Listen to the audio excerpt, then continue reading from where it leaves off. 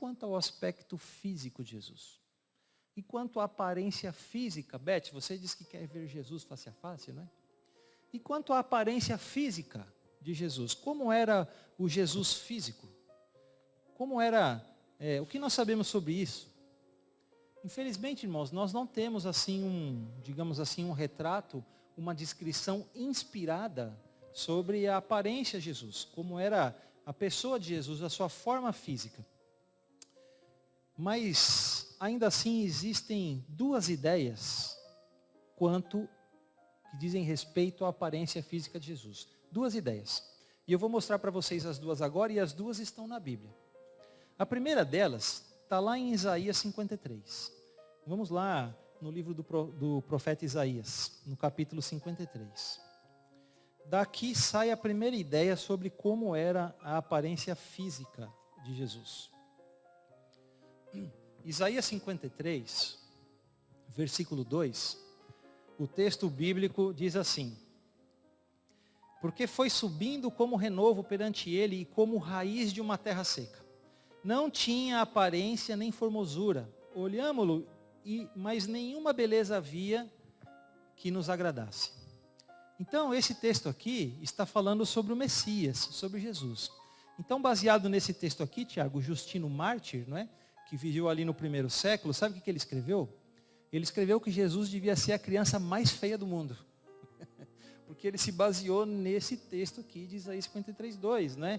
Que diz que não tinha nenhuma beleza, e com base nisso, muitos que especulam agora sobre o aspecto físico de Jesus, eles dizem, né, que Jesus não tinha beleza, que não tinha formosura, que era pequeno, que era magro, que era feio, e assim por diante. Só que esse texto aqui, de Isaías 53, ele está falando de Jesus, mas está falando de Jesus em que momento? Está falando de Jesus no momento do Calvário, de Jesus no momento do seu sofrimento, onde ele foi desfigurado pelos romanos, por todo o sofrimento e pela cruz. Então Isaías está retratando aqui, né, nesse momento. Mas se Jesus não era dessa forma, então como era a aparência física de Jesus? Então, a segunda ideia, e essa que eu acredito, é aquela que vem baseada no Salmo 45. Aqui no Salmo 45 fala sobre a aparência física de Jesus. Salmo 45, eu vou ler para você o verso 2. E agora você vai ter então uma ideia completamente diferente da aparência de Jesus. Salmo 45, verso 2 diz o quê? Tu és o mais formoso dos filhos dos homens. Nos teus lábios se extravasou a graça. Por isso Deus te abençoou para sempre. Esse é um salmo messiânico. Ele fala do ungido do Senhor. Esse salmo que nós lemos aqui, ele se aplica a Jesus. Está falando do Messias, né? E aqui diz o quê? Que Jesus era o mais formoso, o mais bonito de todos. Então, existe essa outra tendência de caracterizar Jesus, né, na sua aparência como alguém formoso, bonito. Eu acredito que essa deve ser a aparência correta de Jesus. Sabe por quê? Porque, veja bem, só o fato de Jesus ter sido um carpinteiro, isso demonstra que ele era o quê? Ele era alguém muito forte, com um corpo muito bem definido, muito bem desenvolvido. Sabe, irmãos, porque ele desenvolveu o seu físico como carpinteiro. Naquela época, não era como hoje, que a gente pega o telefone, liga e pede a madeira e a madeira vem na nossa casa. Naquele tempo, um carpinteiro, ele tinha que sair da oficina, ele tinha que entrar no mato, ele tinha que derrubar a árvore no machado, ele tinha que limpar tudo, ele tinha que carregar essa árvore até a oficina, para depois então ali, ele ter que trabalhar, fazer as coisas. Então veja que Jesus, ele era muito forte, muito forte. Não foi à toa que ele aguentou os açoites dos romanos. Ele era alguém muito forte, com o seu físico muito bem desenvolvido, muito bem trabalhado. E embora a gente não tenha um retrato, digamos assim, mais detalhado, inspirado de Jesus, nós temos duas coisas, e eu quero mostrar as duas para você hoje, para a gente encerrar a mensagem de hoje. Primeiro eu quero mostrar um retrato para você.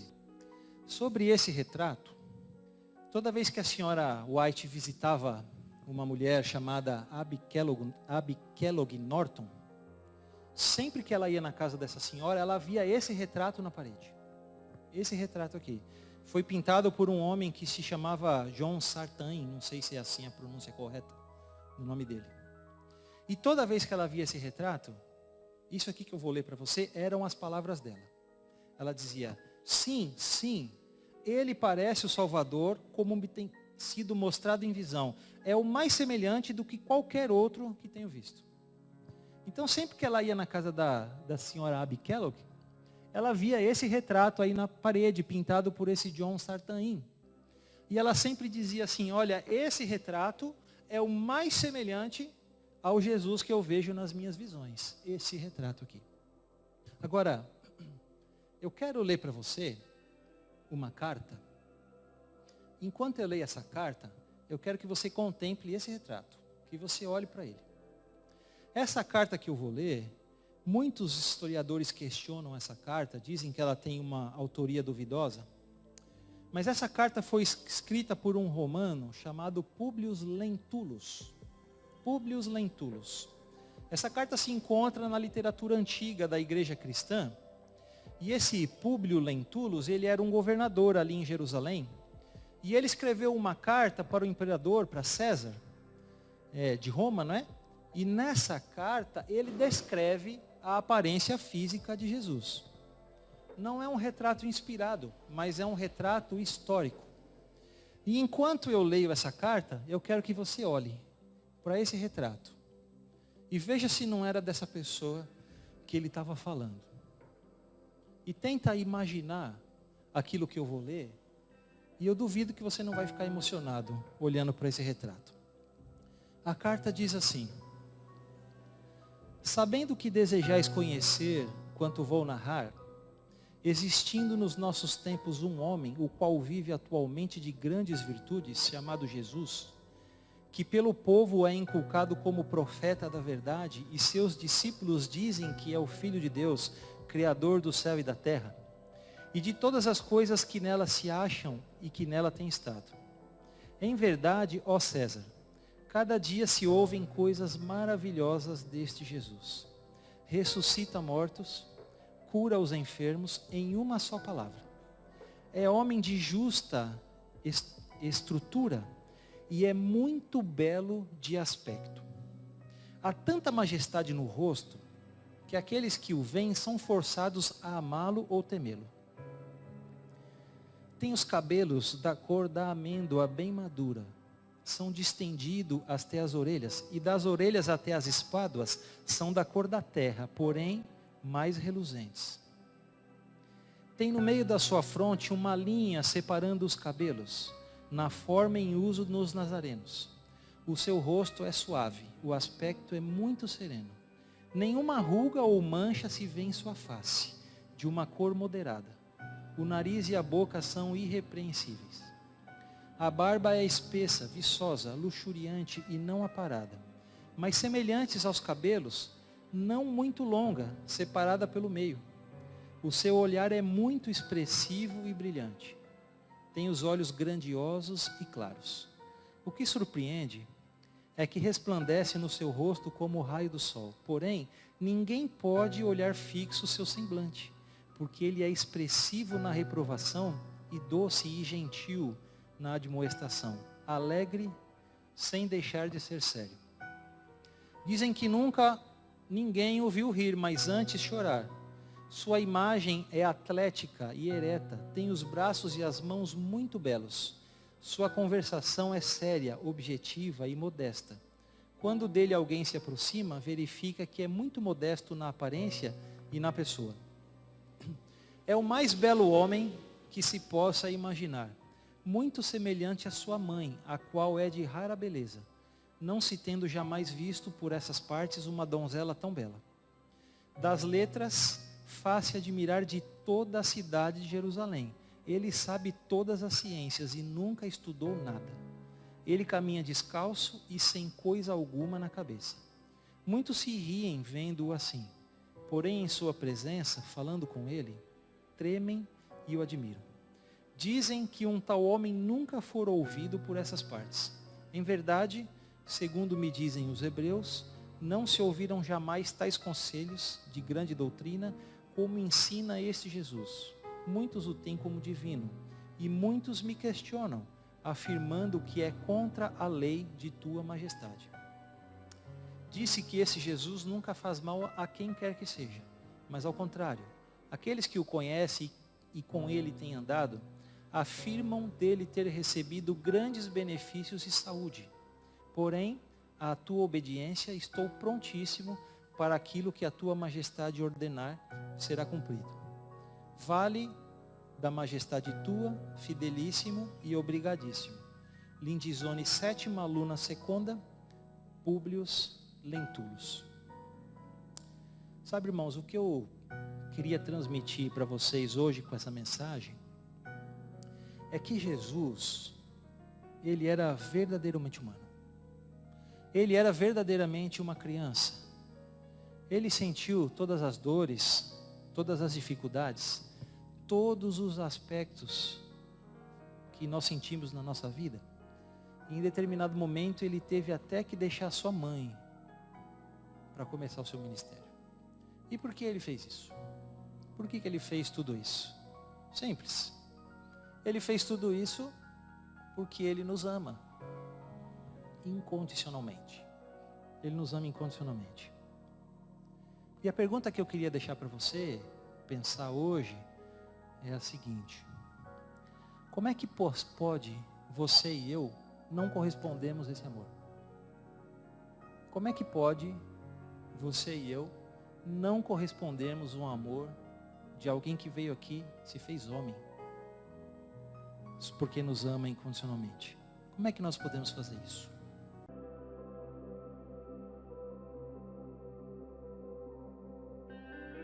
O Senhor te abençoe e te guarde. O Senhor faça resplandecer o seu rosto sobre ti e tenha misericórdia de ti. O Senhor levante o seu rosto sobre ti e te dê a paz. O Senhor é a minha luz e a minha salvação. A quem temerei? O Senhor é a força da minha vida. De quem ficarei com medo? Quando os perversos, até meus inimigos e adversários, vierem a mim para comer a minha carne, eles tropeçaram e caíram. Ainda que um exército acampe contra mim, meu coração não temerá. Ainda que a guerra se levante contra mim, nisto eu estarei confiante. Uma coisa eu desejei do Senhor, que eu irei buscar, que eu possa habitar na casa do Senhor todos os dias da minha vida, para contemplar a beleza do Senhor e para inquirir em seu templo. Fazei um barulho alegre ao Senhor, todas as terras. Servi ao Senhor com alegria. Vinde diante de sua presença com cantos. Sabei vós que o Senhor é Deus. É Ele quem nos fez, e não nós mesmos. Nós somos o seu povo, e as ovelhas do seu pasto. Entrai em seus portões com ações de graças, e em seus átrios com louvores. Sede gratos a Ele, e bendizei o seu nome, pois o Senhor é bom, sua misericórdia é eterna, e sua verdade dura para todas as gerações. Em ti, ó Senhor, eu ponho a minha confiança. Não me deixes nunca ser envergonhado. Livra-me na tua justiça. Inclina teu ouvido para mim, livra-me rapidamente. Sê tu minha rocha forte, uma casa de defesa para me salvar. Porque tu és a minha rocha e a minha fortaleza. Portanto, por causa do teu nome, lidera-me e guia-me. Puxa-me da rede que estenderam secretamente para mim, pois tu és a minha força. Na tua mão eu entrego o meu espírito. Tu me redimiste, ó Senhor Deus da verdade. Abençoado é aquele cuja transgressão é perdoada, cujo pecado é encoberto. A quem o Senhor não imputa a iniquidade, e em cujo espírito não há malícia. Quando eu me mantive o silêncio, meus ossos envelheceram por meio do meu bramido por todo o dia. Pois dia e noite tua mão foi pesada sobre mim. Meu orvalho é transformado em seca de verão. A ti clamarei, ó Senhor, minha rocha. Não te silencies a mim. Para que, se tu silenciares a mim, eu não me torne como aqueles que descem para dentro da cova? Ouve a voz das minhas súplicas, quando eu clamar a ti, quando eu levantar minhas mãos em direção ao teu santo oráculo. Não me afastes com os perversos e com os trabalhadores da iniquidade, que falam a paz a seus vizinhos, mas o dano está em seus corações. Dá-lhes de acordo com os seus feitos e de acordo com as perversidades de seus esforços. Dá-lhes segundo a obra de suas mãos.